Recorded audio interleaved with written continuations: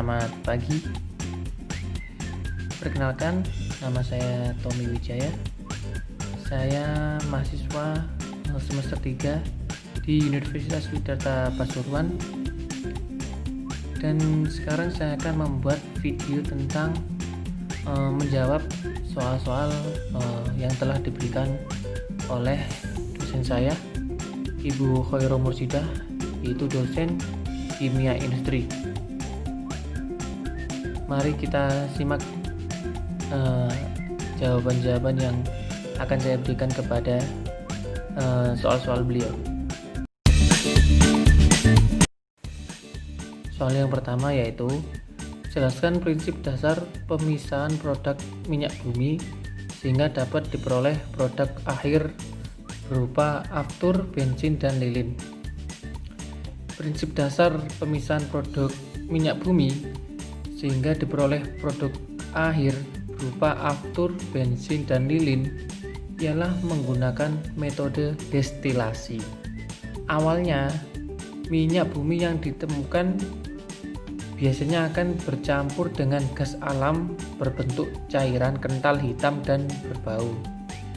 Minyak ini belum bisa dimanfaatkan secara langsung. Oleh karena itu, perlu dilakukan pemurnian dengan destilasi bertingkat, yakni dengan memisahkan komponen-komponen campuran berdasarkan perbedaan titik didih sehingga diperoleh kelompok-kelompok komponen dalam rentang titik didih tertentu yang kemudian dapat diperoleh produk akhir berupa aftur, bensin, dan lilin. Kemudian soal yang kedua yaitu jelaskan reaksi saponifikasi dalam pembuatan sabun. Di sini saya akan menjelaskan apa itu pengertian saponifikasi. Saponifikasi atau penyebunan adalah suatu reaksi hidrolisis asam lemak dengan basa. Larutan basa kuat, misalnya larutan natrium hidroksida atau larutan kalium hidroksida yang panas, apabila dicampur dengan lemak, lemak tersebut akan mengalami pemecahan secara hidrolisis. Pada proses hidrolisis ini, mula-mula terbentuk gliserol dan asam lemak. Selanjutnya, asam lemak yang terbentuk bereaksi dengan basa menjadi garam-garam asam lemak yang dikenal dengan sabun atau soap. Sabun dibuat dengan reaksi penyabunan sebagai berikut. Reaksi penyabunan atau saponifikasi dengan menggunakan alkali adalah reaksi trigliserida dengan alkali NaOH atau KOH yang menghasilkan sabun dan gliserin. Reaksi penyabunan dapat ditulis dengan sebagai berikut: C3H5 dalam kurung OOCR dalam kurung 3 plus 3 NaOH A C3H5 dalam kurung OH dalam kurung 3 plus 3 NaOOCR. Reaksi pembuatan sabun atau saponifikasi menghasilkan sabun sebagai produk utama dan gliserin sebagai produk samping. Gliserin sebagai produk samping juga memiliki nilai jual. Sabun merupakan garam yang terbentuk dari asam lemak dan alkali.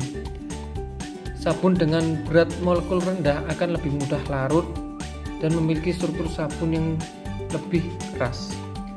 Sabun memiliki kelarutan yang tinggi dalam air, tetapi sabun tidak larut menjadi partikel yang lebih kecil, melainkan larut dalam bentuk ion. Soal nomor 3 yaitu dalam proses pengangkutan minyak mentah atau crude oil, seringkali terjadi kebocoran sehingga sebagian minyak mentah tumpah ke permukaan laut. Jelaskan pengaruh hal tersebut terhadap keadaan oksigen dan bagaimana cara menanggulanginya. Pengaruh terhadap kadar oksigen dalam air laut adalah dapat menurunkan produksi ikan hingga kematian yang diakibatkan toksisitas subletal hingga toksisitas letal.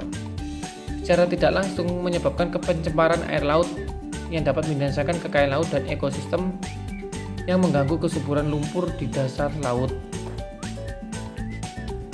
Pencemaran air laut akibat dari kebocoran crude oil atau minyak mentah sering terjadi di Indonesia. Kebocoran minyak di lautan merupakan pencemaran yang berdampak kepada degradasi perairan serta berdampak besar terhadap aspek kesehatan ekonomi dan kelestarian ekosistem laut. Banyak cara yang dilakukan dalam mengatasi kebocoran minyak di laut seperti penggunaan oil booms dan oil skimmer. Namun cara ini tidak terlalu efektif jika digunakan. Hal ini dikarenakan alat tersebut hanya mampu untuk mencegah tumpahan minyak menyebar luas akibat terbawa arus air maupun arah angin. Oil booms membran merupakan modifikasi dari peralatan oil booms konvensional dengan tambahan biadsorben kitosan sebagai alat untuk mencegah tumpahan minyak menyebar luas sekaligus melakukan penyerapan secara langsung di tempat kejadian atau in situ adsorption. Oil booms membran mampu mengatasi penyerapan crude oil atau minyak mentah yang tumpah di lautan agar pencemaran ekosistem laut dapat diatasi dengan maksimal. Berdasarkan banyaknya kasus kebocoran ataupun tumpahan minyak yang terjadi di lautan, maka sangat diperlukan perhatian khusus dari pihak-pihak terkait agar dilakukan pencegahan, penanggulangan serta juga solusi tepat guna dalam menyelesaikan permasalahan kebocoran minyak yang terjadi di Indonesia. Hal ini dilakukan untuk mengantisipasi terjadinya perusakan ekosistem laut yang akan berdampak kepada degradasi perairan di Indonesia, serta dampak-dampak lain yang merugikan aspek-aspek kehidupan akibat kebocoran atau tumpahan minyak. Bahkan pihak-pihak yang ikut terlibat dalam menyebabkan kerusakan di laut bisa terjerat oleh UU RI nomor 32 tahun 2009 yaitu tentang perlindungan dan pengelolaan lingkungan hidup dengan hukuman kurungan 10 tahun dan juga denda 10 miliar. Yang nomor 4, sebutkan gas-gas hasil fermentasi pupuk organik serta jelaskan reaksi kimia pupuk organik tersebut.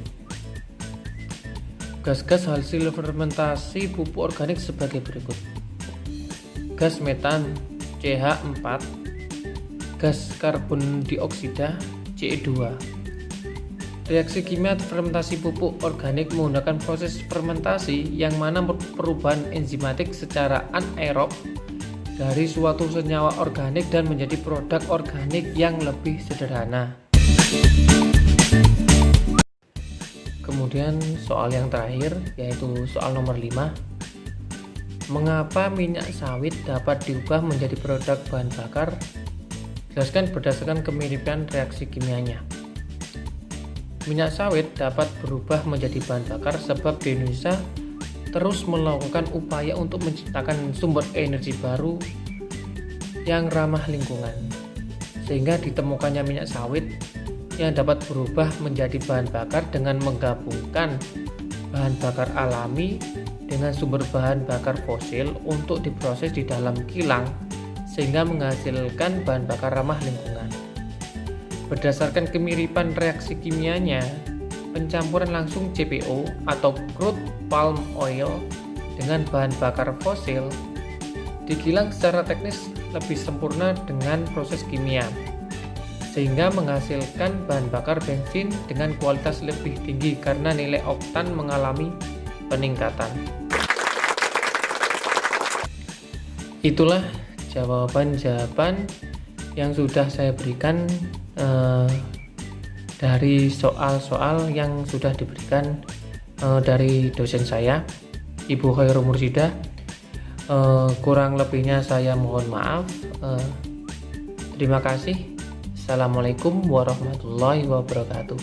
Tetap jaga kesehatan.